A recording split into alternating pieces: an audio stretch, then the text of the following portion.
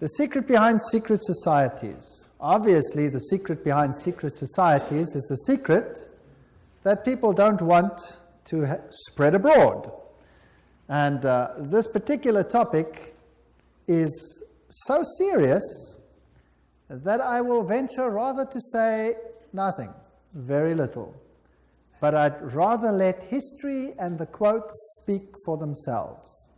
So it might become tedious to see quote after quote after quote, but the fact of the matter is, then it's not me saying it, it's historic facts being put before you, and then you decide for yourself whether the picture makes sense or whether it doesn't make sense.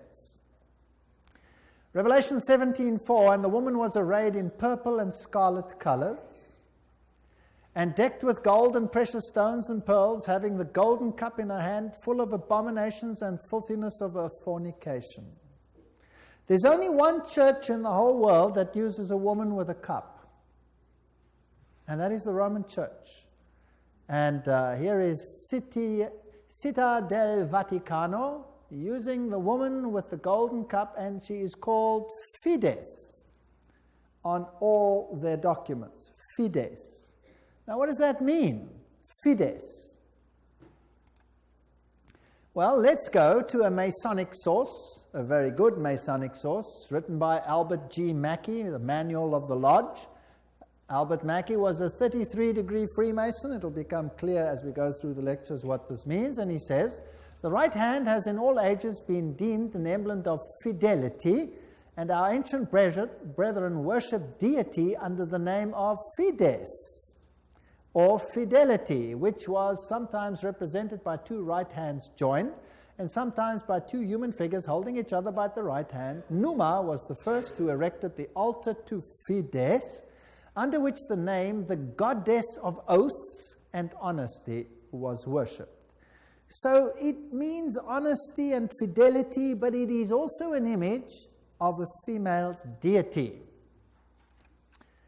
Now, Revelation 17 verse 5 calls this institution the mother of prostitutes. In Revelation 18 verse 7, she says, I sit as queen, I am not a widow, and I will never mourn. So she might have lost some children during the Reformation, but she's going to get them back. I am, and there is none beside me. I will never be a widow or suffer loss of children. She's going to control the world in a spiritual sense. That's what this power says. Now, it's interesting that the Vatican has just recently, September 5, 2000, issued this encyclical, Dominus Iesus, where she says, other churches are no sisters of ours, the Vatican insists. It must always be clear that the one holy Catholic and Apostolic Universal Church is not the sister, but the mother of all the churches. Cardinal Ratzinger said that. He's the head of the Inquisition. They don't call themselves the Inquisition anymore. They call themselves the Congregation for Doctrine and Faith. But it's the same thing. It's even in the same building. Now, she's not the mother. She is not the sister, but the mother of all the churches. That means all the other churches are subject to her, right or wrong. That's what she says. Now in Revelation 13, verse 1 and 2, speaking about the same power, it says, and the dragon gave him his power and his seat and great authority. Now that's a very, wow, statement. The dragon gave him the power. In other words, this power comes from another source. Now doesn't Catholicism preach Christianity? Yes, it does. Doesn't it preach Jesus Christ as the Savior of the world? Yes, it does. But it also preaches mediation through other mechanisms and through the church. Now, it is interesting that in secret societies there are always two doctrines. One for the initiated and one for the goyim, the uninitiated. And the Knights Templars had two doctrines. The one was the inside esoteric occult doctrine, and the other one was the exoteric, the one to the outside, and that was Catholicism. So the masses received a religion which the insiders turned on its head. Amongst occult insiders, Lucifer is the true Son of God.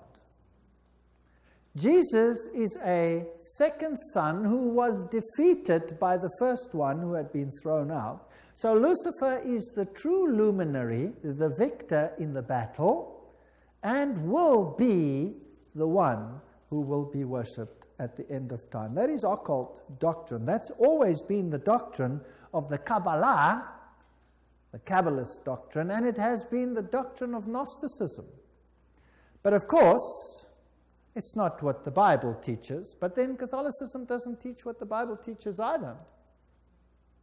Revelation 17, verses 12 to 14, talks about 10 horns you saw are 10 kings who have not yet received the kingdom, but who for 1 hour will receive authority as kings along with the beast. They have one purpose and will give their power and authority to the beast. And they will make war against the Lamb, but the Lamb will overcome them because he's Lord of lords and King of kings, and with him will be his called, chosen, and faithful followers. Now we're going to deal with the whole chapter of Revelation 17 at a later stage. But the kings of the world, here represented by these 10, will give their power to the system, just like in the Middle Ages, and enforce the doctrines on an entire world. Very interesting. This will be this beast from the bottomless pit. Now, Gary H. Carr, in his work En Route to Global Occupation, puts it this way. He says there were the ancient mystery religions, which come from Babylon, and they were pantheistic, of course, which means God is in nature, God is in everything, which in effect makes us God then too. This was inculcated in Kabbalism, was taken over in the Christian era in what is called Gnosticism, and the Knights Templars were the inner secret core that had the ancient knowledge of the mystics. This was carried further through Rosicrucianism, Freemasonry, and the Illuminati, which, according to Gary Carr, controls Marxism, American European secret societies and political societies, international banking, and the World Council of Churches. Now that sounds very strange. Is the World Council of Churches controlled by Freemasonry? We'll have to look into that in some detail. Then, of course, you have the entire New Age movement, the Theosophical societies, the many cults, and all these things are all controlled by this mechanism to make null and void the doctrine of salvation in Christ alone. That will be the final battle. And in order to achieve this, this woman has concealed herself and has hid herself in a garb of Christianity, and people receive the Goyim doctrine and do not know what the inner core doctrine is. That is quite something. Well, if we look at 1 Chronicles 16, verse 26, for all the gods of the people are idols, but the Lord made the heavens, tells us that idolatry is quite something that's rife on the earth. And Nimrod, the Lord of heaven, Tammuz, the pagan Messiah, and Semiramis, the Queen of heaven, these find their origin in Babylon. And if you go through all the religions that were propagated in Lebanon, Phoenicia, Babylon, Assyria, Greece, Rome, Egypt, India, China, Mexico, Scandinavia, you have only this same picture under different names. Baal, Tammuz, Ashtoreth, El, Bacchus, Astarte, Belus, Tammuz, Rhea, Ishtar, Ninus, Hercules, Beltus, etc., etc. In Egypt, Ra, Osiris or Horus, Isis, Hathor, India, Vishnu, Krishna, Isi or Devaki, and so on and so on. Now, Romanism, the Roman Church, has taken this Trinity and made it Father, Mother, Child, which means that they must elevate the female to the point of deity. And we'll see how they did that and how they are doing that with the sanction of the Pope. So the true Trinity and the Roman Catholic Trinity are two different things. For the Goyim, it's Father, Son, and Holy Spirit. For the inner circle, it's Father, Mother, Child, which is none other than Baal, Tammuz, and Ashtoreth, if you want to take it back to those times. Jupiter is the god who is worshipped under Petrus. the rock. And ubi Petri, where Peter is, there is the church. So here's another rock which takes the place of the true rock. Christianity and the secret societies, we could just summarize it as follows. The old Babylonian religion gave rise to Kabbalism. Via the Essenes and others, Gnosticism came into existence, and Gnosticism was founded by Simon Magus. This comes from no other source than History Lamagi and by Eliphas Levi. Wow, that's a high Masonic source. So Gnosticism, founded by Simon Magus. Then this Gnosticism, with its secret doctrine, was eventually, over time, through many intermediary organizations, carried over to the Knights Templars. And the Knights Templars were a group of a Roman Catholic order, if you like, that were set over the temple site to protect it. And they had strong links to Islamic societies, the Ismailis, the Karmatites, the Fatimites, the Druzes, and the Assassins. And these are very, very interesting, and we'll be dealing with them when we talk about the Islamic connection, what the secret societies actually teach. Just like the Templars had two doctrines, one for the Goyim, the uninitiated, and one for the insiders, and the two diametrically opposed to each other, so the secret societies of Islam do exactly the same thing. But that's another lecture. Now the Templars, they had their secret inner information inculcated in the Rosicrucians and the Jesuits. The Jesuits, again, formed and created Freemasonry. And Freemasonry was created as the Protestant arm of the Roman Catholic Church.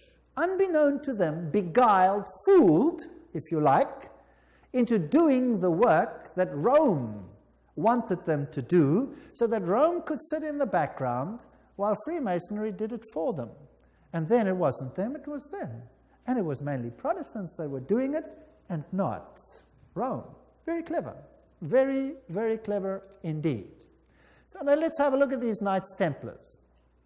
Here are some of the representations. This is Desmaloy, the founder of the, or not the founder, but the leader at the time of its dissolution of the Knights Templars. This is what their dress looked like, if you like, and that is one of their symbols. It is a symbol that is used by many churches today. Did you know that? Many charismatic churches use that symbol. That's fascinating. And Jehovah's Witnesses use that symbol as well.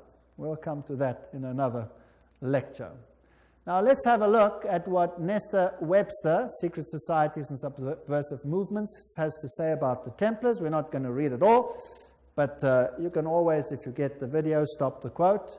In the year 1118, 19 years after the First Crusade ended with the defeat of the Muslims, the capture of Antioch and Jerusalem, these groups were founded that were eventually established as the Templars, and they presented them with a house near the site of the Temple of Solomon, hence their name, Knights Templars. And they became very famous and a very powerful order which controlled all the finances, the financial world. They were the banking elite of the world, if you like. And then in the year 1128, the order was sanctioned by the Council of Troyes and by the Pope. It was a Roman Catholic order within the church. Now, some years later, October 13, 1307, this order was officially brought to an end by the King of France because it had come to light what they were doing, so it was said. The King of France, Philippe le Bel, had the Templars arrested, and the date was Friday the 13th, October 1307, and since that day, Friday the 13th is a day of bad luck for the entire world. And the charges brought against them were: the ceremony of initiation into the order was accomplished by insults to the cross and the denial of Christ and gross obscenities. gross obscenities. There were all kinds of things reminiscent of Sodom that had to take place there. The adoration of an idol, which was said to be the image of the true God, and that was Baphomet, this symbol over here of the androgenic male-female deity. The omission of the words of the consecration of the Mass, the right that the lay chiefs amongst themselves giving absolution, and authorization of unnatural vice. So they had to curse the cross, trample upon Jesus, swear allegiance to Baphomet, and sanction this with unusual vice. That's a pretty serious crime in those days, so he was sentenced to death. But the order actually didn't disappear. The Pope was very reluctant to say that it was so.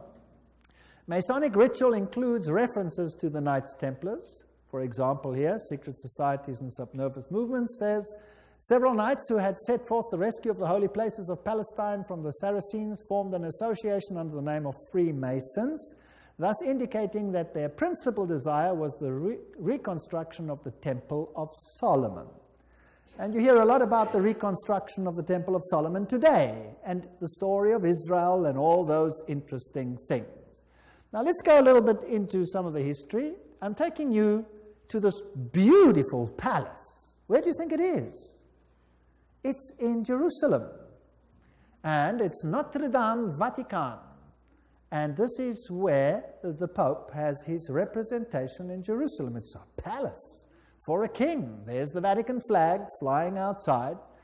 And there's even a whole lane where you have some interesting papal artifacts. Now, in Jerusalem, I went to look up the site of the Knights. And here is the Knights' Palace, the Latin Patriarchate. This is where the Knights Templars originally had a site, and the Knights of the Papacy now control this area. This is their symbol that they use. That is also the Knight's shield, which is used by many religions today. The Rema Church uses that symbol, for example. These are the eternal warriors. That is the symbol that they use. There they kiss the Pope or the Patriarch's ring. They are knighted just like knights, and they knight highly prominent bankers and individuals such as that. Inside this church, you have, of course, the statue of Jupiter as Peter. Notice that the foot is well kissed. And I didn't want to kiss the foot, so I just stood there. And it is a very important church because both Pope Paul VI and Pope John Paul II visited this church, which is, of course, highly symbolic, and there are the plaques. And the Latin Patriarch, the Knights' Palace. If you go inside, there's this interesting altar. And as you look at the altar, you'll see certain figures over here. This one over here is very interesting. Let me get it a little bit closer. And what do you see? You see the double-headed eagle, which is also the symbol that is used in Freemasonry. So there it is on the altar of the knights. And what is there on this side? Two swords held like a compass. Fascinating. So there are many, many Masonic figures in here. The tail feathers and the feathers of the eagle, very reminiscent of what you have, for example, on the back of the dollar, and all those other interesting symbols of the circle with the triangle and the sun around it. And the inheritor of the Templar nuance are the Jesuits.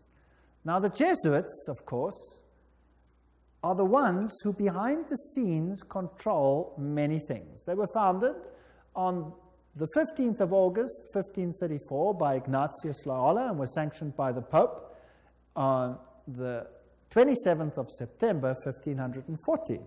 So they were created, as it were, to stand against the Reformation. They were designed to destroy the Reformation. Loyola wanted the order to be champions of Catholic unity, and of course submission to Christ's vicar, the Pope, was absolutely essential.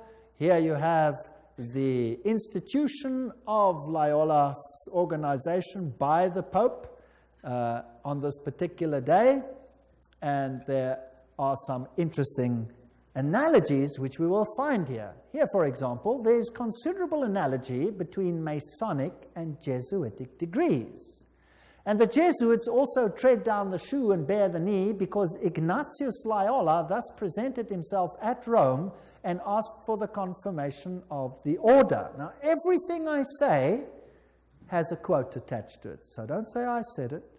And if anybody wants to get angry about anything that is said, then phone the people that said it and be angry with them. Okay? So this is what they did, and this is what Freemasonry does. So there you have your nice little link. Now, who existed first? Freemasons or the Jesuits? The Jesuits existed first, of course. They were to obey as a corpse, perite a cadaver.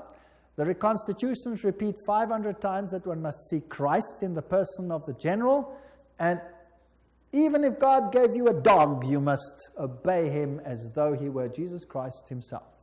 Loyola's statue in a Jesuit retreat, Loyola in vision, the Society of Jesus constituted in the Chapel Notre Dame, Notre Dame, 1534, now the Chapel of the Sacred Heart in Paris. Many, many occult incrustations. And this is the famous Jesuit oath that each Jesuit makes when he becomes a Jesuit. Now, it'll tell us something about the character of the Jesuits. There it says, I, and he fills in his name, in the presence of God and all the saints and all these things, swear that His Holiness the Pope is Christ's vice-regent and is the true and only head of the Catholic Universal Church, etc. It also says here that this power was given by the Savior, Jesus Christ. He has power to dispose heretical kings, princes, states, commonwealths, governments, all being illegal without his sacred confirmation, and that they may safely be destroyed. So a Jesuit swears that if a government is not subject to Rome, it can be what? Destroyed. I further declare that I will help and assist and advise all or any of His Holiness's agents wherever I shall be, and do my utmost to extirpate the heretical Protestant or liberal doctrines. Liberal doctrines are doctrines where you decide what you believe. You take the liberty of making your own choice rather than allowing the Pope to do it for you. And that will be destroyed, and all their pretended powers. And that it doesn't matter where you send me in the world, I will obey. And I promise that I will have no opinion of my own. I will obey like a corpse. And I will make war, secretly or openly, against all heretics, Protestants, and liberals, as I am directed to do, to extirpate and exterminate them from the face of the whole earth. I will spare neither sex, age, nor condition, and I will hang, waste, boil, flay, strangle, bury alive these infamous heretics, rip up the stomachs and wombs of their women, crush their infants' heads against the wall in order to annihilate forever their execrable race. That's quite a nice Christian promise. Would you agree? Very Christian promise. Did they do it? Well, the Waldenses, they smashed the children's heads against the rocks to make the parents rescind. In the Ottoman Empire, that's an interesting story, in Serbia and in all those East Bloc countries where they occupied, they took the children, threw them in the air, and caught them on the ends of their bayonets. They were nice people. Now, you will say, that was Islam, that wasn't Jesuits? Well, debatable. We'll talk about it another time. And if I cannot do it openly, I will do it secretly.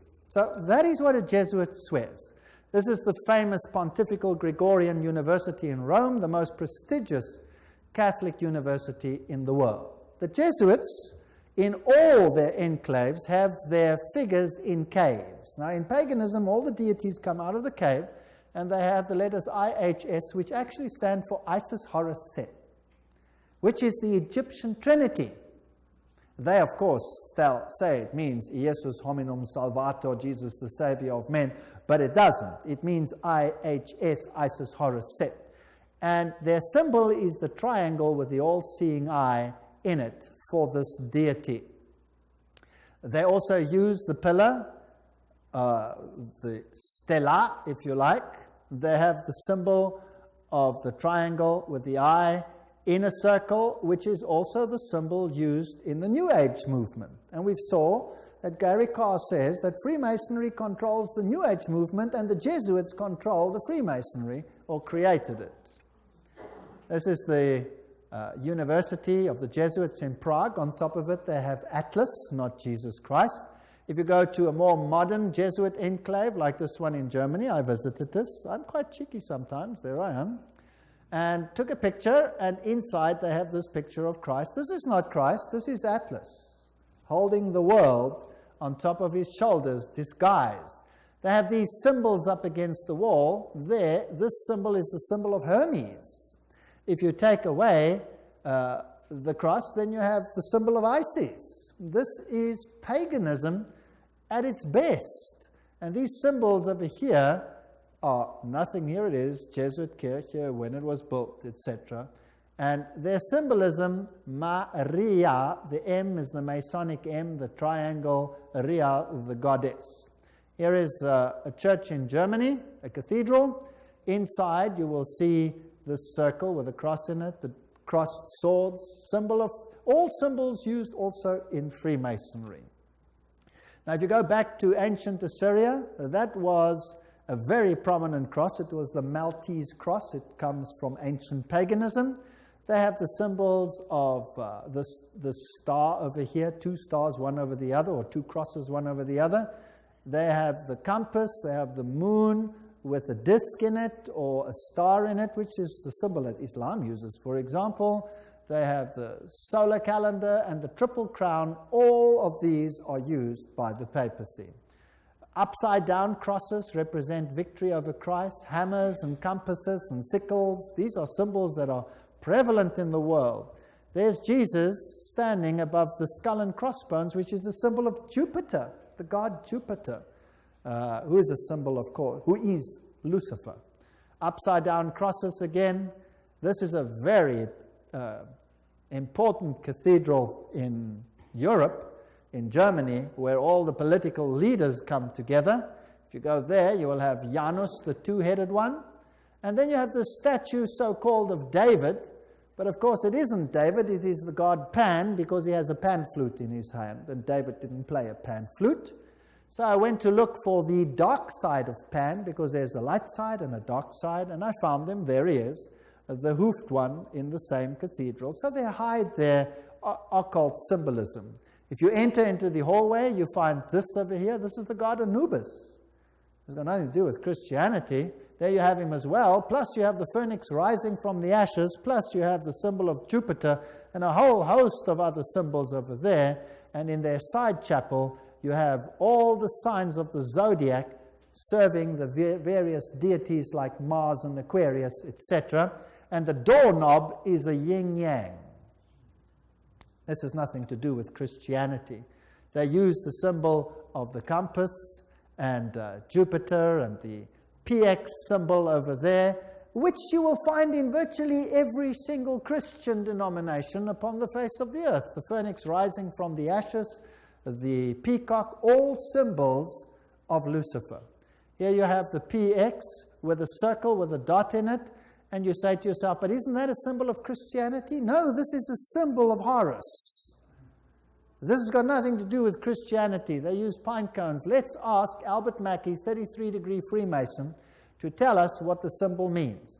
The point within the circle is an interesting and important symbol in Freemasonry. The symbol is really a beautiful but somewhat abstruse allusion to the old sun worship, and introduces us for the first time to that modification of it among the ancients, the worship of the phallus. So it's a pretty filthy symbol at that.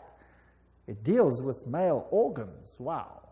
So that comes from the horse's mouth. So that's what it means. Now what's the PX mean? Let's go to the best Masonic source in the world, Morals and Dogma, page 292. And in case you don't believe me, I photocopied it so that you can see it. There you can see the symbol. Can you see that? It is the staff of Osiris. This is straight from the horse's mouth. You can't get a better source than this. This is the highest Freemason who founded the Scottish Rite, 33 higher degrees, and he didn't found them, but he officiated over them. On the medal of Constantinople, in hoc signat eris, whatever the inscriptions, and then some other interesting things. So this is the staff of Osiris. And then he goes through the mystic Tau and the crosses and the stars of David, and then he uses this one as well. Interesting symbol. He says the vestment of the priest of Horus were covered with these crosses. That's a Maltese cross. Remember that I showed it to you on the Syrian king? Now, who wears that on his vestments? Well, let's have a look. Oops, there it is. Who's wearing it? The Pope is wearing it. So what is he? He must be the priest of Horus. So to the outside world, it seems like Christianity, but to the inner circle, it's occultism. On the floor of the cathedral in London, you have the tricale, which is the triple yin yang. And what does that mean? Well, let's go and ask the sources themselves. Celtic version of the yin yang. That's what it is. The tricale, the sea, good luck, cauldron, Celtic goddess, the goddess of wisdom and witchcraft. Who was enthroned in the French Revolution? Goddess of reason, witchcraft, reason, all these things, same deity. On the floor of the same cathedral, you find the mystic Tau. What does the Tau represent? Let's ask another Mason, Ward. He says it's the symbol of the male creative side of the deity, sign language of the mysteries. So again, it has a sexual connotation. What's it doing on the floor of a cathedral? So the Jesuits are the heirs of the occult religion, and they control the world through their agencies. They stand in the background, create sub-organizations, and everybody thinks they are not active. Let's ask them themselves what they believe. Here is the history of the generals of the Society of Jesus. These are all the generals, starting with Ignatius Loyola. They're all listed down there. We don't have to go through them all the way through to the present one that rules now, whose name is Peter Hans Kolvenbach. Nice German name. It's interesting that the Germans are very prominent in this. Peter Hans Kolvenbach is the head of the Jesuits. Cardinal Ratzinger, another German, is the head of the Inquisition. They seem to be pretty much in control. What does he look like? There he is, Peter Hans Kolvenbach. You're looking probably at one of the mightiest men on the earth today, if not the mightiest. He's the Black Pope. Here you have the cave of Loyola. Here you have George W. Bush and the Pope in audience with each other. And they don't do anything by chance. They just happen to do this exactly under that picture I showed you, where Loyola receives his commission from the Pope. Now, the ceremony of induction and the extreme oath of the Jesuits, Library of Congress, catalog card, there it is. You have been taught to insidiously plant the seeds of jealousy and hatred between communities, provinces and states that were at peace, and incite them to deeds of blood, involving them in war with each other, and to create revolutions and civil wars in countries that were independent and prosperous. Cultivating the art and the sciences and enjoying the blessings of peace, to take sides with the combatants and to act secretly in concert with your brother Jesuit, who might be engaged on the other side, but openly opposed to that with which you might be connected, only that the church may be the gainer in the end, in the conditions fixed in the treaties for peace, and that the end justifies the means. Whoa! This is Hegelian science. Two opposing viewpoints, dialectic thinking. You war the one with the other, and you rub them up until nothing is left. It's called thesis, antithesis, and the resultant clash brings synthesis, that which you want. Now note that the Jesuit can be very active on the one side, but he can be equally active on the other side. So this is all a process whereby they wish to attain things. The 30-Year War.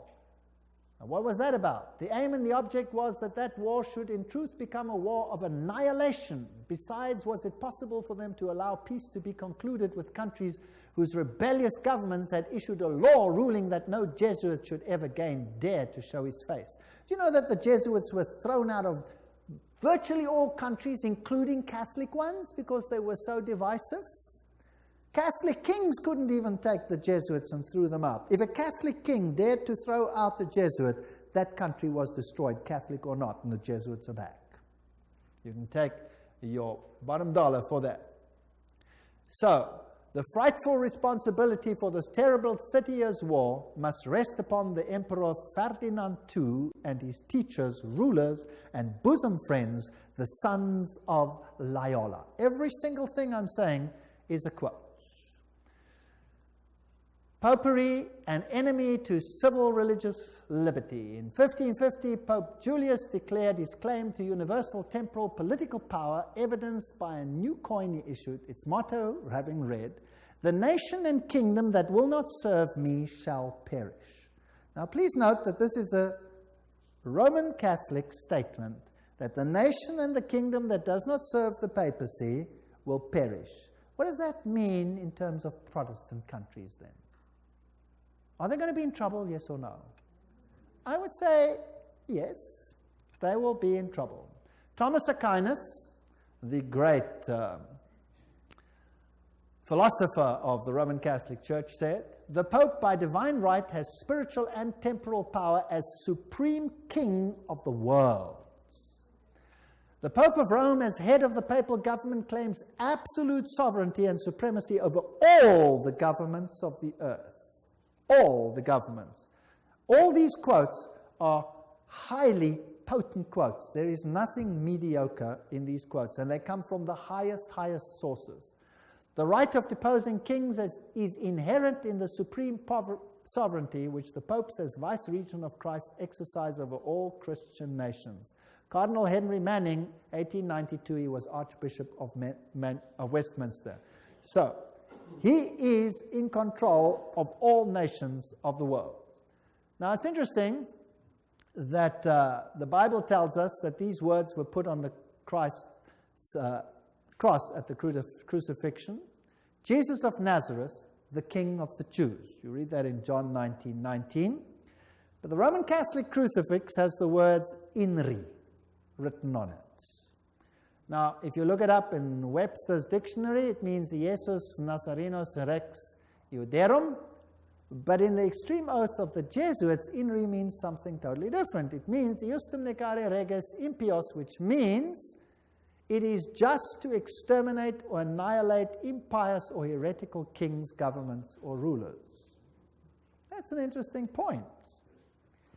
Now, another thing that they want to do is destroy Protestantism. We cherish at the bottom of our hearts this principle that whatever does not unite with us must be annihilated.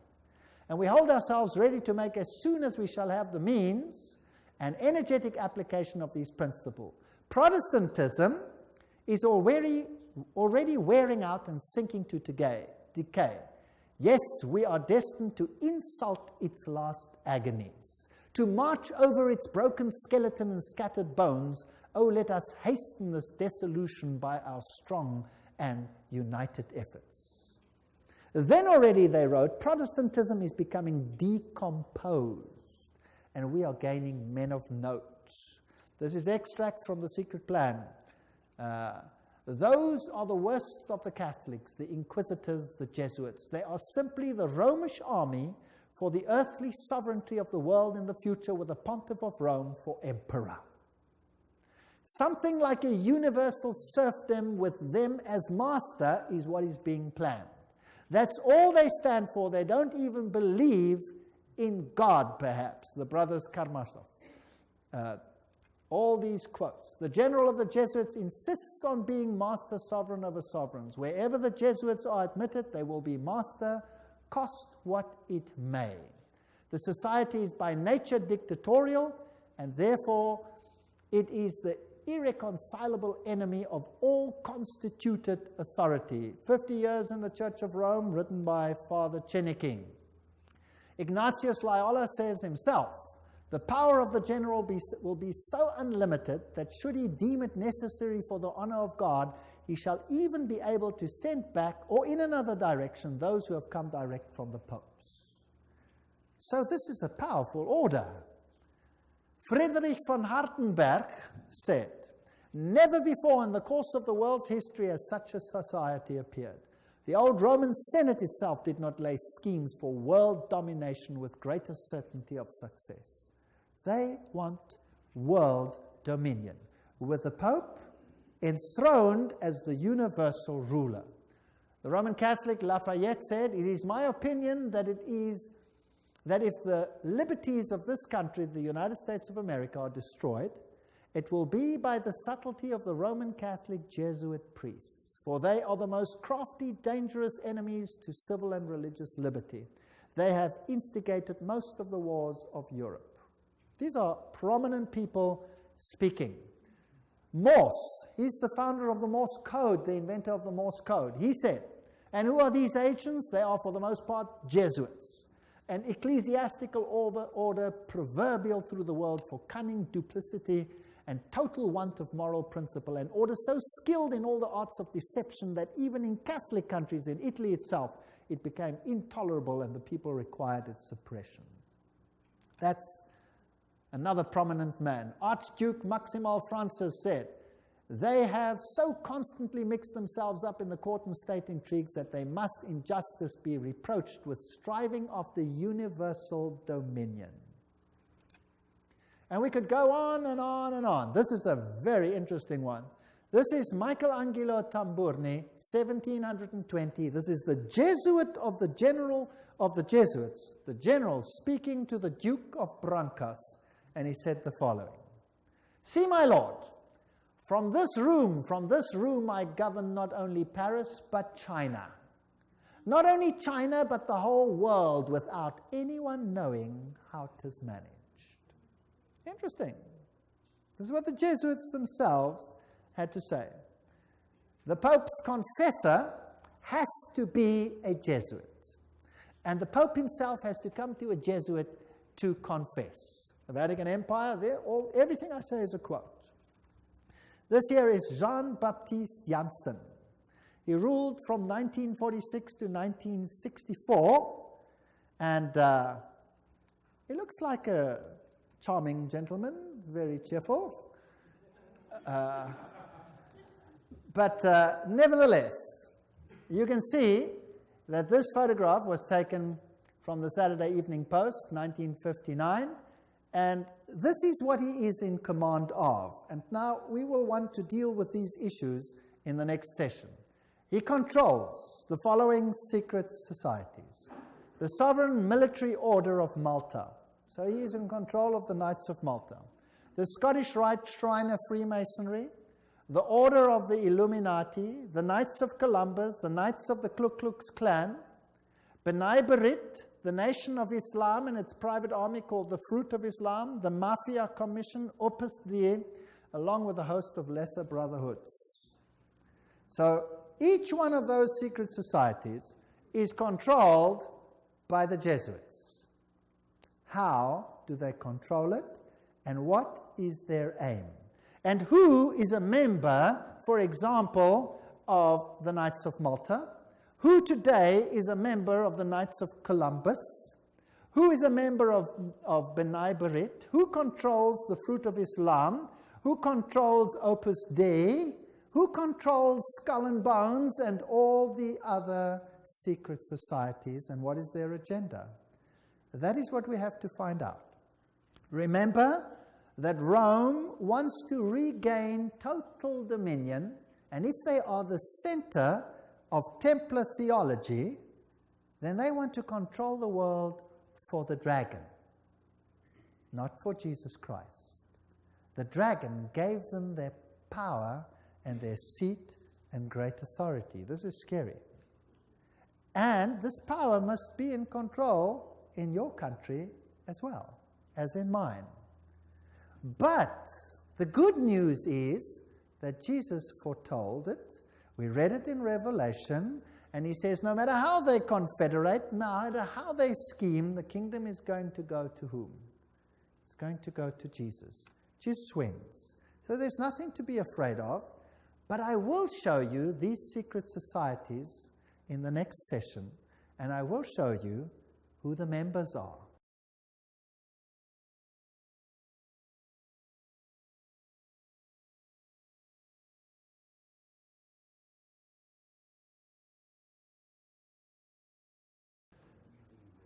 As we spoke in our previous little session, this is Jean-Baptiste Janssen, just one of the great generals of the Society of Jesus. He was the leader from 1946 to 1964. And we mentioned the Order of Malta, the Shriners, the Order of the Illuminati, the Knights of Columbus, Ku Klux Klan, and all these secret societies that are under the control of the Jesuit general. Persecution of the Catholic Church in Germany has been directed only against those elements which did not entirely submit to the ever-increasing centralization of authority in church and state. So sometimes it looks as if even the Catholics are suffering, but only those Catholic groups that are not totally submissive to this system will be subjugated. Some Catholic orders were actually opposed to the Jesuits. They were killed, they were wiped out. In the French Revolution, the Dominicans had taken over the Inquisition from the Jesuits. Boom, they were zapped. And the Jesuits took it back. Its objective was, and is still, to destroy the effects of the Reformation and to re-establish the Holy Roman Empire of the German nation. A greater Germany, in other words, must be made again the center of a revived Holy Roman Empire. Leo H. Lehman, 1942, an American historian, said that. Isn't it fascinating that the Russian president, or a Russian president, let me put it that way, and many political leaders have given the assurance that Germany will once again play a greater role in the new Europe today.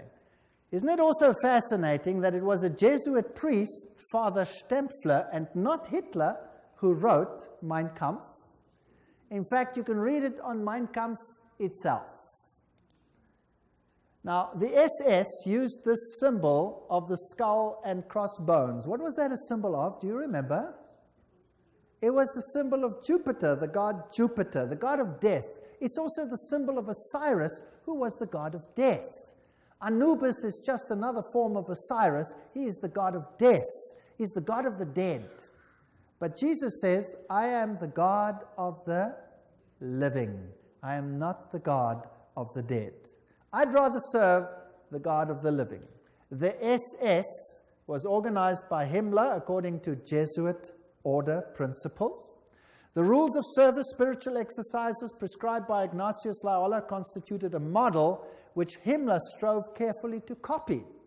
Absolute obedience was the supreme rule. Every order had to be executed without comment. Every single statement is being read from a reputable source. Again, in that wonderful book, The Great Controversy, we get an idea of the Jesuits. Throughout Christendom, Protestantism was menaced by formidable foes. The first triumphs of the Reformation past, Rome summoned new forces hoping to accomplish its destruction. At this time, the order of the Jesuits was created. Notice what this quote says. The most cruel, unscrupulous, and powerful of all the champions of popery. Cut off from every earthly tie and human interest, dead to the claims of natural affection, reason, and conscience, wholly silenced. They knew no rule, no tie, but that to their order, and no duty but to extend its power. We don't have to read the whole quote. But they made it their business to destroy Protestantism. The Jesuit order, therefore, stands before us as the embodiment of a system which aims at temporal political domination, and that over the whole world. You will say to me, surely China will not be subject? Well, we already read a quote by the Jesuit general himself where he says he controls China. Who controls communism? The Jesuits created it, and therefore they controlled it. They practiced it in their South American examples where they practiced it before they instituted it. Very interesting. This is Count von Hernsbruch, 1911, German noble and ex-Jesuit, who says this very thing. At what then do the Jesuits aim? According to them, they seek the greater glory of God, but if you examine the facts, you will find they aim at universal dominion alone. It is they who rule the world. One quote after the other. Moreover, the Pope has thousands of secret agents worldwide. They include the Jesuits, the Knights of Columbus, the Knights of Malta, Opus Dei, and others. The Vatican's intelligence service and its field resources are second to none. Even Dave Hunt, American Baptist historian, says that. So, let's have a look at some of these institutions. Let's have a look at Freemasons. The Grand Design Exposed says, the truth is the Jesuits of Rome have perfected Freemasonry to be their most magnificent and effective tool, accomplishing their purposes among Protestants.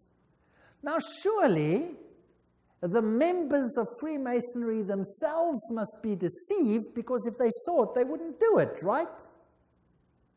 So actually, the order is being used and they themselves are deceived. And only within the order, higher up, are those chosen ones who know, and they are controlled by the Jesuits for Rome. Very clever. Very clever. To make Protestantism do what you cannot do openly because you have been fingered by Protestantism as the Antichrist. So this is very interesting. This is a Templar fortress and a church on the island Mallorca, Spain. And there again you have the double-headed eagle, and you can go to virtually any church on that island and you will find the double-headed eagle over the altars of these churches. As I've said, Adam Weishaupt was the father of Jacobinism, and he is the one who is also the founder of the Illuminati. From the Jesuit college at Ingolstadt, it is said to have issued the sect known as the Illuminati of Bavaria, founded by Adam Weishaupt. Its nominal founder, however, seems to have played a subordinate, though conspicuous, role in the organization of the sect. You see, again, they use a front and a front and a front.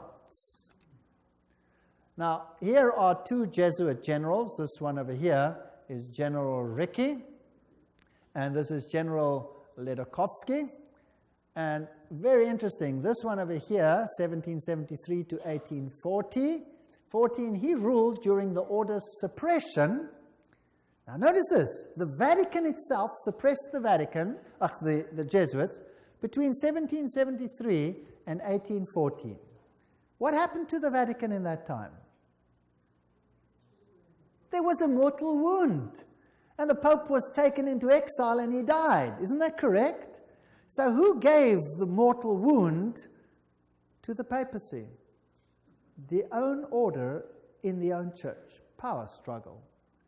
And he created, in his time, the Illuminati was created through Weishaupt, and of course is also the father of modern communism, who with his Jacobins conducted the French Revolution. Years later, Jesuit General Ledochowski with his Bolsheviks conducted the Russian Revolution in 1917, and it's identical to the other revolution. And I will deal with that when I give a lecture on revolutions and wars and dictators later in the series. France's greatest authority on the Jesuits, Edmond Paris, said, the Russian Revolution, by eliminating the Tsar, protector of the Orthodox Church, had it not decapitated the great rival and helped the penetration of the Roman Church, we must strike while the iron is hot. The famous Russicum, Russian College of Rome, is created in 1929, and its clandestine missionaries will take the good news to its schismatic country. 1 century after their expulsion by Tsar Alexander I, the Jesuits will again undertake the conquest of the Slav world. And did the poor Slavic world suffer? They were slaughtered by the millions. History will show what happened there when Stalin, probably one of the greatest mass murderers of all time, did his thing. Frederick the Great, so-called, of Prussia, caused the high degrees of Masonic constitutions of the ancient rite to be revived, And he himself wrote the constitutions under the guide of the Jesuit general. Encyclopedia of Freemasonry, Albert G. Mackey says that himself. Very interesting.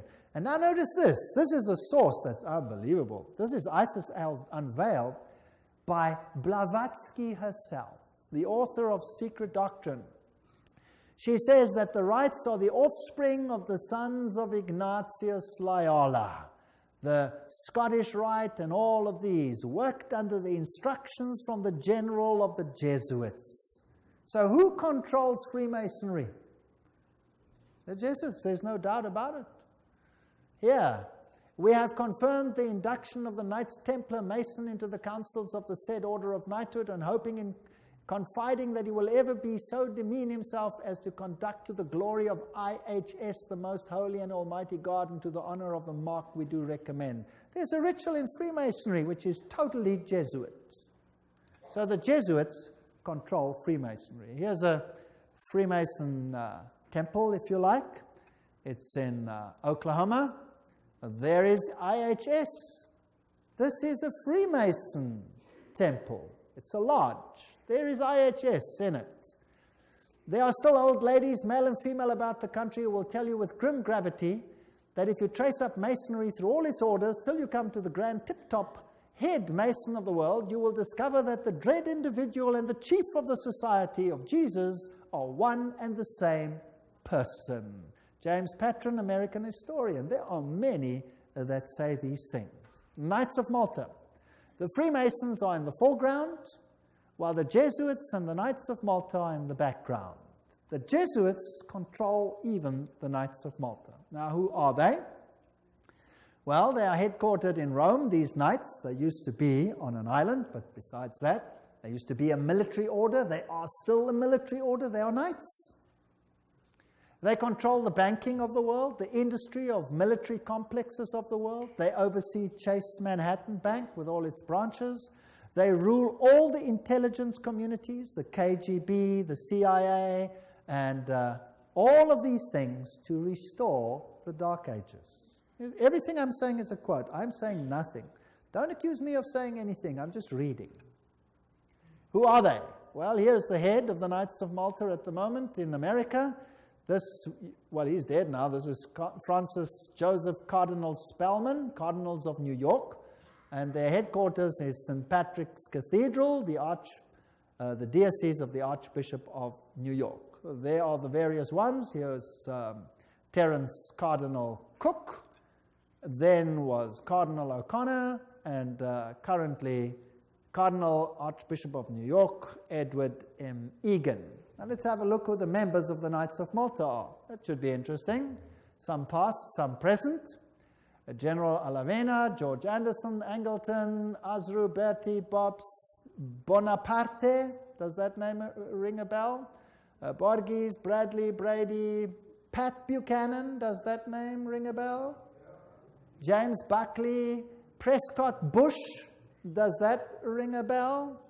Frank Capra, William Casey. Does that ring a bell? CIA, Cisnero, Cooks, Coughlin, Loach, Giscard d'Estaing. Does that ring a bell?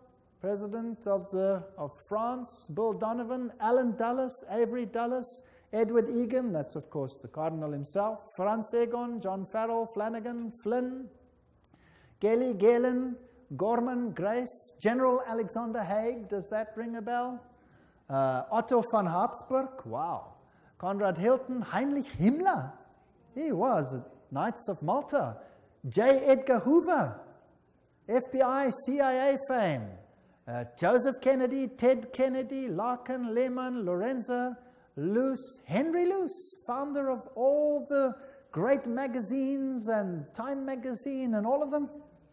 Great publishing magnate, MacDonald, Manhattan, you name them, all of them. O'Neill, Otis, Franz von Papen, the legate who worked with Adolf Hitler, Perón, Rocco. The list goes on and on and on. Frank Shakespeare, Martin Shea. Even Frank Sinatra was a Knight of Malta, for interest's sake. So there are prominent men who are Knights of Malta. Now, what about the Knights of Columbus? The founder of the Knights of Columbus is Father Michael McGivney. He lived a very short time, and then he died. He was very young. He died at the age of 38. There is their emblem, and this is their official home webpage. You can just take it straight off, and you can see something fascinating. What is that? Hello? Do you remember what it is? A little bundle of rods that you also found in the French Revolution right there in the Manifest of Human Rights. What is it? Fasciae. And they've got a wreath around them. What does that mean? All power in one man. Who will that man be? Who do the Knights of Columbus, founded by a Roman Catholic priest, want to see the power vested in? The Pope, of course. The Knights of Columbus, founded at New Haven, Connecticut, 1882. Then it was already considered 300,000 strong. Only Roman Catholics are eligible. It is initiative to service in 4 degrees. It's the heart and soul of politics. You cannot get into politics if you don't have the stamp of approval of these guys. The fact is well known to political machines and non-Catholic politicians whose candidates must receive the approval of Rome and the Knights before they dare nominate them for either dog pound or presidency. The Knights of Columbus' principal business is politics, a Jesuitical politics. A menace to the nations, Jeremiah Crowley, is the quote. These are serious accusations. There they are, with their fasciae, which will become clearer as we go on, and we can see where we are heading. For today, Rome considers listen to this. Today, Rome considers the fascist regime the nearest to its dogmas and interests. We have not merely the Reverend Jesuit Father Coughlin praising Mussolini's Italy as a Christian democracy, but their official magazine, which is Civiltà Cattolica, this is the official Jesuit magazine, says, this is the house organ of the Jesuits, says, fascism is the regime that corresponds most closely to the concepts of the Church of Rome. This is scary. Have you noticed lately that there is more and more control? Have you noticed some of these things? Have you noticed that you are being treated more and more like someone who has to bow 20,000 times before the powers? Then there is the organization Opus Dei. Is a semi-secret religious lay order with paramount objective is total support of the papacy. And these people walk around with clamps that tear into their flesh so that they have constant pain with every movement to remind them of their obligation. And they have high members, like presidents, for example, of Portugal is an Opus Dei member. Then we have the Skull and Bones organization. And who are they? Well, they have this interesting skull and bones. What does it represent? You know that by now. Jupiter. And they have the number 322. If you look up Genesis chapter 3, verse 22, you will find, now man has become like one of us, knowing good and evil, raising man to the level of deity. This is Yale University, the place where they are. Now let's consult one of the greatest authorities on skull and bones. That is Anthony Sutton. Let's ask him who he is. Educated at the Universities of London, Göttingen, California, former research fellow at the Hoover Institute, Stanford University, as well as economics professor of California State University. He had the guts to speak out and write a book, and it cost him dearly. But nevertheless, let's quote him. There is the book. Anthony Sutton, America's Secret Establishment, an Introduction to the Order of Skull and Bones. So that I don't say it, let's quote it. Skull and Bones, it's over, it's Bush. Bush won the election. Let's watch this video. Yale University, the scions of America's first families confess their sexual exploits from a gruesome coffin. In a smoke-filled room, a handful of power brokers manipulate the global economy. These are the purported activities of some of America's secret societies, groups with names like Bilderberg, Skull and Bones, and the Trilateral Commission. The Skull and Bones Society is founded in 1832 by 15 seniors at Yale University in New Haven, Connecticut.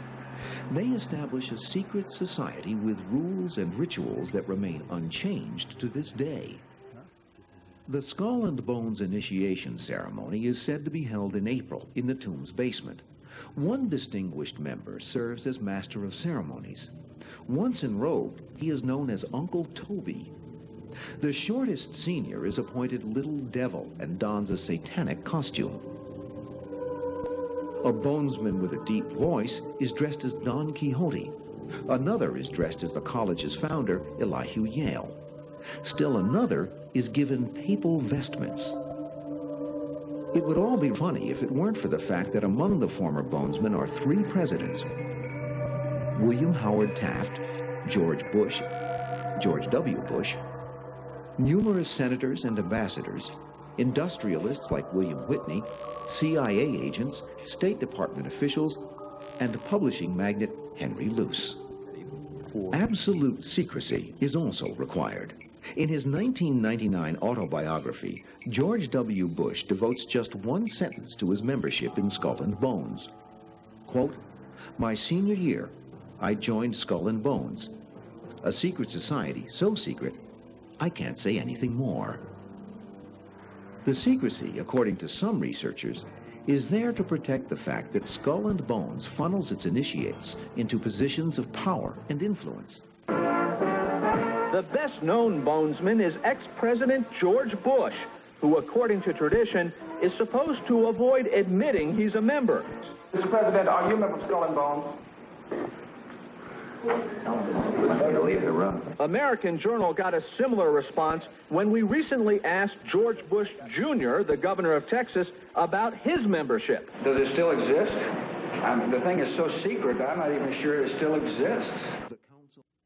Okay, so you'll see that George W. Bush is a member. They lie in a coffin. They bow down before a papal figure, swear allegiance. They do all kinds of weird sexual things in a coffin, which I'm not going to explain what they do here. It's pretty vile. And these are the presidents of the most powerful countries in the world, and they belong to secret societies such as this. Let's look at the real world. Now, we're soon to have an election, and here is the German newspaper, Financial Times, Deutschland, February 2004, which confirms that Kerry, the opposition leader who is going to stand against George W. Bush, is also a member of Skull and Bones. So really, what's the point in voting if both of them belong to the same camp? What these people believe and what they are all about, we will have to see in one of the next lectures. The order, what it is and how it began. Those on the inside know it as the order. Others have known it for more than 150 years as Chapter 322 of a German secret society. That is very important.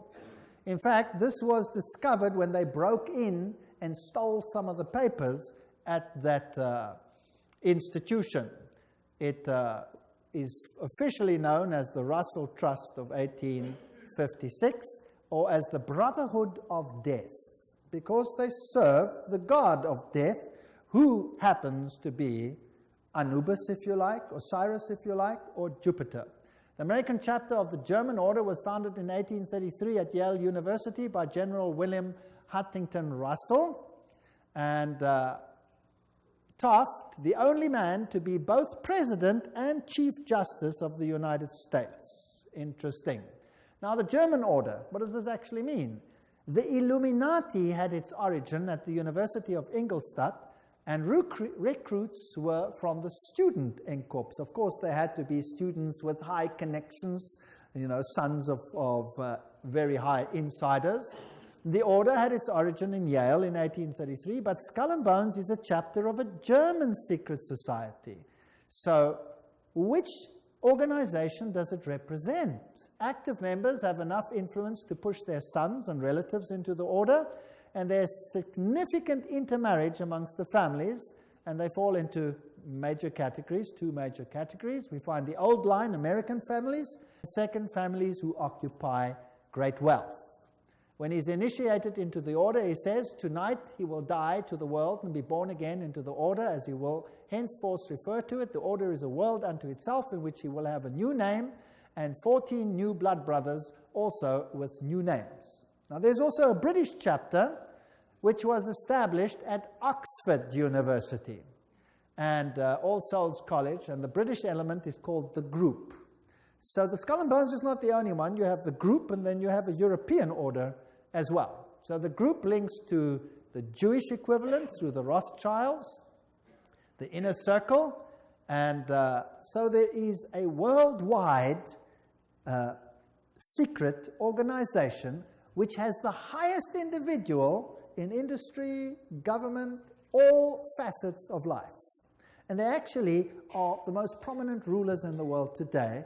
And if they are a chapter of a German society, then they are the Illuminati. And George W. Bush said that there are 1,000 points of light illuminating the world at the moment. It's interesting that the order writes many constitutions. The members write constitutions. For example, Archibald MacLeish, who is a member of Skull and Bones, or was, he wrote the constitution of UNESCO. Now we're going to have to deal with UNESCO and find out what it's about. Churches, the Union Theological Seminary is under the control of Skull and Bones. A very interesting seminary. We'll deal with these in more detail in another lecture. Major establishment of law firms, communications and industry, the Federal Reserve, and all of these are controlled by the order. This is how Chapter 322 operates. There's a central inner core. Notice that this is actually the all-seeing eye, the wedge of the eye, but that's something else. There's an inner core, there's an inner circle, there's an outer circle, there's an Atlantic Circle, the Bohemian Club, notice there, Bohemian Club, part of Skull and Bones, Pilgrim Society, Penumbra Order, Chapter 322 of the Order, the Trilateral Commission. That's how it's put together. You could basically put it this way: Council of Foreign Relations, United Nations, Bilderbergs, Club of Rome, Royal Institute of International Affairs, and the Trilateral Commission, with the Illuminati controlling everything on the inside, forming basically the Round Table. Now you saw that the Bohemian Club is part and parcel of the issue. Now what is this Bohemian Club? Well, here's the Bohemian Grove. The August 2, 1982 edition of Newsweek reported, this is just another quote, the world's most prestigious summer camp, the Bohemian Grove, is now in session 75 miles north of San Francisco. It's in a forest. It's a fortress. But strangely, even fortresses can be breached, and one enterprising journalist managed to sneak in. The fiercely guarded 2,000-acre retreat is the country's extension of San Francisco's all-male, ultra-exclusive Bohemian Club, to which every Republican president since Herbert Hoover have belonged. This is just a quote. This is the Bohemian Grove ceremony, which was photographed or videotaped, very darkly, of course, very secretly, by one journalist, which caused a major furor. Now you can see very little in the slide, so I'll explain to you what's happening there. In this forest, the men appear naked. Naked. They have to walk around naked. In fact, some members have left the society because they're tired of walking around naked. Now imagine every president of the United States has been a member of the Bohemian Grove. And just imagine. The priests are dressed in vestments, papal vestments, and they pay homage to an owl because the owl sees in darkness. It has illumination.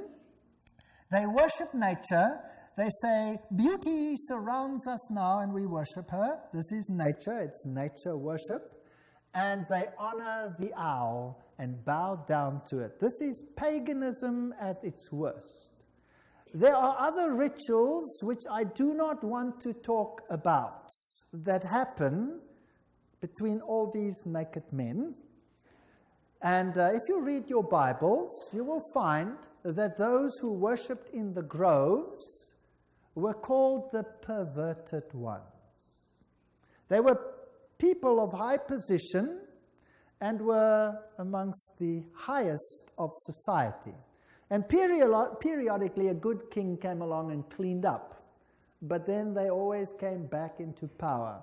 This is nature worship, this is pan worship, this is Luciferian worship, and the presidents of the world are members. Let's look at the Bohemian Grove video.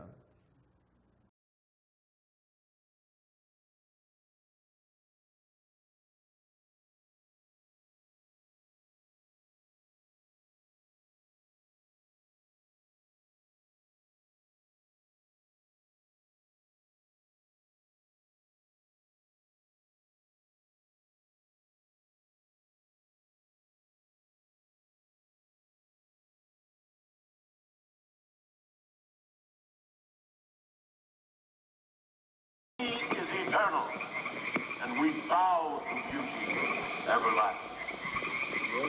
For lasting happiness, return to one alone, and she surrounds you now. Great nature, refuge of the weary heart. We bow to one alone, great nature. She is ever faithful. Other friends may fail, so must become his children. Little children that believe nor ever doubt her beauty and her faith. Bohemians and priests, our funeral pyre awaits the corpse of care. Grace unto all mortal wisdom. Owl of Bohemia, we beseech thee, grant us thy counsel. Owl of Bohemia, grant us thy counsel.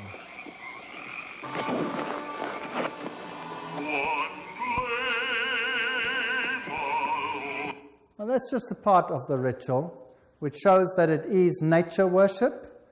It is condemned in the Bible, and yet, who are the members? Let's continue. This is an article in Mother Jones, August 1981, volume 6, page 28, and reports who the prominent members were. For example, George P. Schultz, Stephen Batchelor, Gerald Ford, Henry Kissinger, William Buckley. Can you imagine them all walking around naked, worshipping a stupid owl? I mean, that's so pathetic.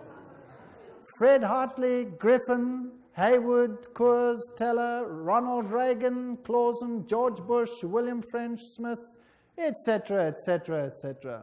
It is pathetic. Modus operandi of the order. The activities of the order are directed towards changing our society, changing the world, to bring about a new world order. This will be a planned order with heavily restricted individual freedom. That's fascism. And I will show you the papal encyclicals that will make your hair stand on edge as to what is going to happen all over the world. And believe me, I live in a country where it's being implemented. And you can see it happening every single day. It is scary. But you don't have to be afraid if you know why it's happening. If you do not know why it is happening, you will despair, and there are thousands who are putting bullets through their head because they cannot tolerate it. 4,000 farmers driven off the land and murdered in my country alone. They lose everything. They lose hope. They put bullets through their heads. They wipe out their entire families because it's better for them to die than to live with it. And you know what? You give a lecture like this and you show what's behind it and why it's behind it, and guess what? They get hope. Because they see it's not just them and not something they don't understand. Once they start understanding the bigger picture, they gain hope. And they say, wow, so it's not really the end for us, because this is simply the sign that Jesus is coming soon. And there will be a better kingdom. Let us give our lives to Jesus Christ, because this world has nothing to offer. And they get hope. So far than being negative, they conceive a lecture like this, for example, as positive. And it has an amazing effect on countries where this is being implemented this very day. No constitutional protection if you go against it. They control education. I'll show you how in the lectures. Money, law, politics, economy, history, psychology, philanthropy, medicine, religion, media. There is nothing that they do not control. And remember, they are neither left nor are they right. So if there are right-wing parties and left-wing parties, they control them what? Both. That's the Hegelian principle. That's Hegelian logic. Remember that both Marx and Hitler, the extremes of left and right, presented as textbook enemies, evolved out of the same philosophical system, Hegelianism. I'm quoting from one of the greatest researchers in this field that brings screams of intellectual anguish from Marxists and Nazis. Remember that the Jesuits were told that they must serve on this side and the other side. Remember that? And create conflict between the sides. This conflict of opposites is essential to bring about the change that they want. Today, this process can be identified in the literature of the Trilateral Commission, for example, where change is promoted under conflict management. Have you heard that name before? Right, conflict is essential. The state is absolute. So the states must have total control. That means the people must relinquish their rights to the state. Do you see that happening in the United States at the moment? Absolutely.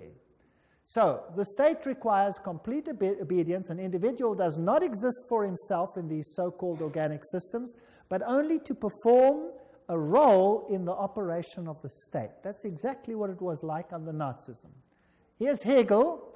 The two, Hegel and Kant, are the philosophers behind the system. I was stunned. I was in Europe 4 weeks ago, in Germany, and the leaders, the presidents of Germany, went down and put down wreaths in front of these people's graves and said, their philosophy has made the new Europe possible. They honored them. What a terrible, I would almost say satanic, well, why not just say it, philosophy. The Illuminati principle that the end justifies the means is also the principle of the group and the order, which is skull and bones. That means you can do anything, no matter how dastardly, as long as you achieve your aim. There's an outer circle, an inner core, all of these. Council of Foreign Relations is the outer circle, Trilateral Commission, all of those. Trilateral Commission was founded by David Rockefeller, comprises 200 members worldwide. The Bundy operation, activism towards a new world global order. George W. Bush, who was a member of Skull and Bones, remember, says that it's a big idea, a new world order where diverse nations are drawn together in a common cause. Only the United States has both the moral standing and the means to back it up. So, do you think they're trying to get all the countries of the world to come into this system, yes or no? Do you think it's possible that they are giving their power to a woman who rides them? Does it look like it? Who controls them? The Jesuits. And who do the Jesuits say all power must be under? The Pope. Isn't that correct? All right. So who do you think would clamor for a new world order more than anyone else? Maybe the Pope. Wouldn't that be interesting? Well, here he is. New international order urged for the sake of peace. When? January 3, 2004. His whole New Year's speech was dedicated to asking for the implementation of the New World Order. Vatican City, January 1, 2004. John Paul II started the new year by insisting that peace is possible and thus a duty, and he called for a new international order. CNN, what did that have to say? Pope calls for a new world order. Thursday, January 1, 2004. Vatican City, Pope John Paul rang in the new year on Thursday with a renewed call for peace in the Middle East and Africa and the creation of a new world order based on respect for the dignity of man and equality amongst nations. What did he say? This year, Pope John Paul directed his thoughts to the continuing conflict around the globe, but he stressed that to bring about peace, there needs to be a new respect for international law and the creation of a new international order based on the goals of the United Nations. He called for an order that is able to give adequate solutions to today's problems based on the dignity of the human being, this is human rights, on an integral development of society, on solidarity amongst nations, rich and poor, on the sharing of resources and the extraordinary results of scientific and technical process.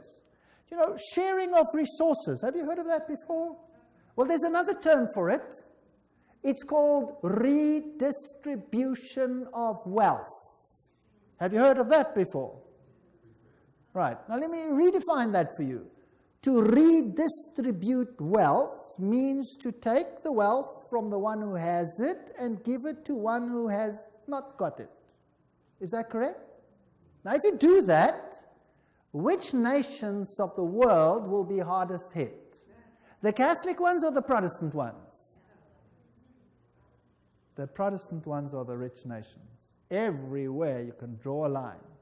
Now I will show you in the lectures that come that there are encyclicals which define how the redistribution is to take place.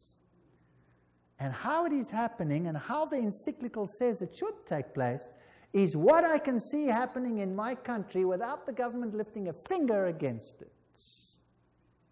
It is defined by need, as we will see. Now, there's another word for taking from one who has and distributing it to someone who does not have. It's called theft. Stealing. Thou shalt not steal, says the Bible. The Pope in Rome says, thou shalt steal. He does. Literally, I'll show you his encyclical. You will be stunned. This New World Order is going to be an exciting place. I don't want much part of it. Fortunately, my God says, my kingdom is not of this world. If it were, they would fight for me. But it is not of this world. My kingdom is up there. There where your treasure is, there your heart will be. I have managed, because I live where I live, to loosen myself from that which I own, because I know that it means nothing anymore. Do you know that in my country, if you go on a holiday, and you stay away for a while, and you come back, and your house is occupied, that you cannot put the new tenants out, even if the house is yours? Did you know that? Because they have need, therefore they have the right to take it, whether you own it or not. And this is not a joke, this is a fact. Scary. But who cares? I serve a God who has promised the most wonderful things, even temporal things, to those who serve him. Wonderful promises. I go to prepare a place for you, and I will come again to take you where I am also. In my Father's house are many rooms. I go. Actually, it doesn't mean rooms, it means mansions. God has prepared things for us which make this world sick by comparison. So let them have their kingdom, let them have their fun, because my God says this world will come to an end, and the kingdom of God will reign forever and ever and ever. Don't miss the next lectures. We're now on a roller coaster ride that will take you to exciting places. Thank you for coming.